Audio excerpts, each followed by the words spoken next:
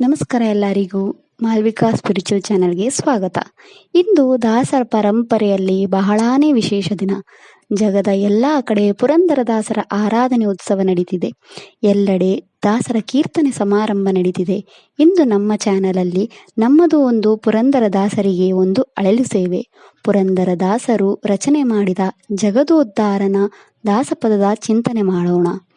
ಮೊದಲು ಹಾಡು ಮತ್ತು ಅದರ ಅರ್ಥ ತಿಳಿಯೋಣ.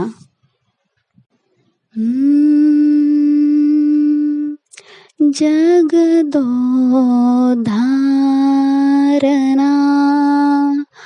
ಆಡಿಸಿದಳ್ ಯಶೋದ, ಜಗದೋದ್ಧಾರನ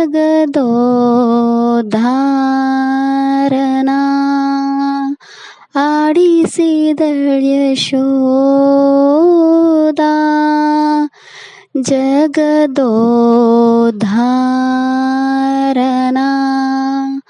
ಆಡಿಸಿದಳ್ ಯಶೋದ, ಜಗದೋದ್ಧಾರನ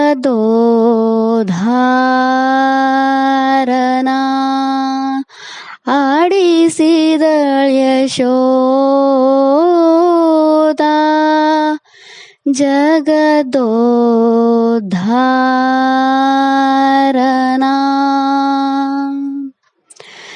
ಜಗದೋದ್ಧಾರನ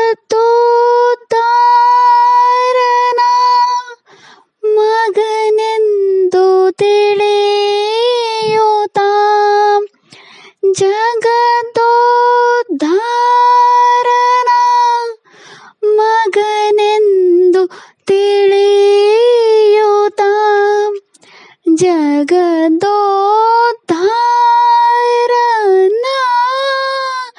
ಮಗನೆಂದು ತಿಳಿಯುತ್ತ,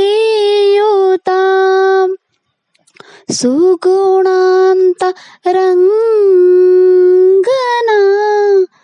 ಆಡಿಸಿದಳ್ ಯಶೋದ, ಸುಗುಣಾಂತ ರಂಗನ ಆಡಿಸಿದಳ್ ಯಶೋದ,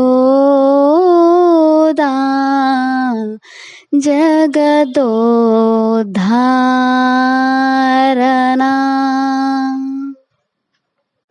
ನಿಗಮಕ್ಕೆ ಸಿಲುಕದ ಅಗಣಿತ ಮಹಿಮನ, ನಿಗಮಕ್ಕೆ ಸಿಲುಕದ ಅಗಣಿತ ಮಹಿಮನ, ನಿಗಮಕ್ಕೆ ಸಿಲುಕದ ಅಗಣಿತ ಮಹಿಮನ, ಮಗುಗಳ ಮಾಣಿಕ್ಯನ ಆಡಿಸಿದಳ್ ಯಶೋದ, ಮಗುಗಳ ಮಾಣಿಕ್ಯನ ಆಡಿಸಿದಳ್ ಯಶೋದ, ಜಗದೋದ್ಧಾರನ.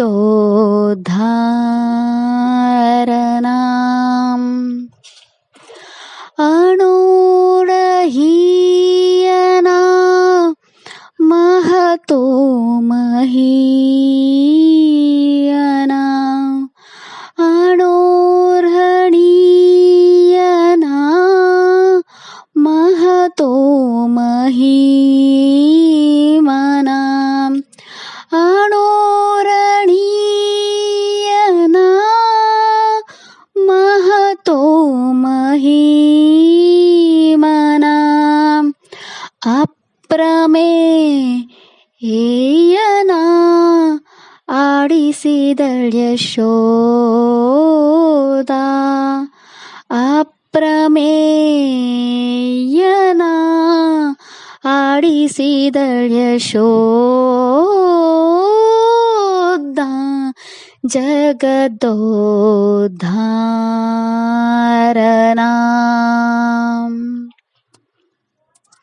ಪರಮ ಪುರುಷನ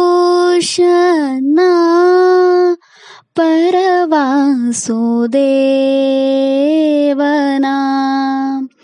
ಪರಮ ಪರಮಪುರುಷನ ಪರವಾಸುದೇವನ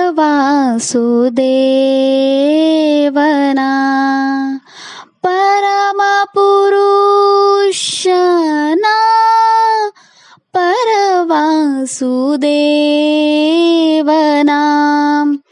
ಪುರಂದರ ವಿಠ್ಠಲನ ಆಡಿಸಿದಳ್ ಯಶೋದೆ. ಪುರಂದರ ವಿಠ್ಠಲನ ಆಡಿಸಿದಳ್ ಯಶೋದೆ. ಜಗದೋದ್ಧಾರನ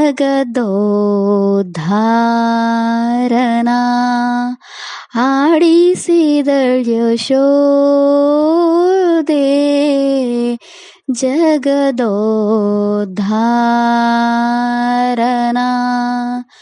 ಜಗದೋದ್ಧಾರನ ಜಗದೋದ್ಧಾರನ.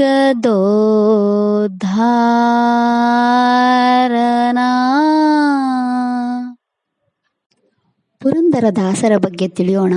ಪುರಂದರದಾಸ ಇವರ ಮೊದಲ ಹೆಸರು ಶ್ರೀನಿವಾಸ ನಾಯಕ.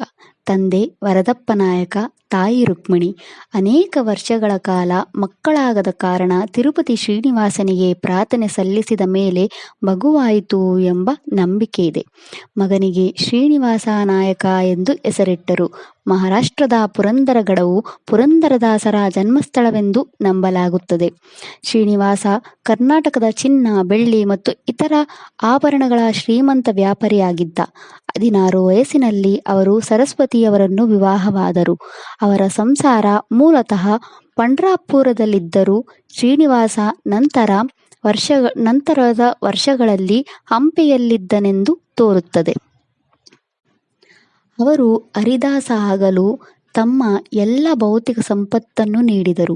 ವಿಜಯನಗರ ಸಾಮ್ರಾಜ್ಯದ ಚಕ್ರವರ್ತಿ ಕೃಷ್ಣದೇವರಾಯನ ರಾಜಗುರುಗಳಾದ ವ್ಯಾಸತೀರ್ಥರ ಕೈಯಲ್ಲಿ ದೀಕ್ಷೆಯನ್ನು ಪಡೆದರು. ಅವರಿಗೆ ಪುರಂದರದಾಸ ಎಂಬ ಹೆಸರನ್ನು ನೀಡಲಾಯಿತು. ಅವರು ಭಾಗವತದ ಕಠಿಣ ಸಂಸ್ಕೃತ ತತ್ವಗಳನ್ನು ಮಾಡಿದ ಭಕ್ತಿಗಾಯಕ. ಸರಳ ಮತ್ತು ಸುಮಧುರ ಹಾಡುಗಳಲ್ಲಿ ಪುರಾಣ ಎಲ್ಲರಿಗೂ ಲಭ್ಯವಾಗುವಂತೆ ಮಾಡಿದರು. ಶ್ರೀ ಪುರಂದರದಾಸರು 5 ಲಕ್ಷ ಹಾಡುಗಳನ್ನು ರಚನೆ ಮಾಡಬೇಕೆಂಬ ಉದ್ದೇಶವಿಟ್ಟುಕೊಂಡಿದ್ದರು. ಅವರು 4,85,000 ಹಾಡುಗಳನ್ನು ರಚನೆ ಮಾಡಿ ಅವತಾರ ಮುಗಿಸಿದರು. ಅವರ ಮಗ ಮಧ್ವಾಪತಿ ದಾಸರು ಉಳಿದ 25,000 ಹಾಡುಗಳನ್ನು ರಚನೆ ಮಾಡಿದರು ಎಂದು ಹೇಳಲಾಗುತ್ತದೆ. ಶ್ರೀ ಪುರಂದರದಾಸರು ಸಂತ ಕವಿ ನಾರದ ಅವತಾರವೆಂದು ನಂಬಲಾಗಿದೆ.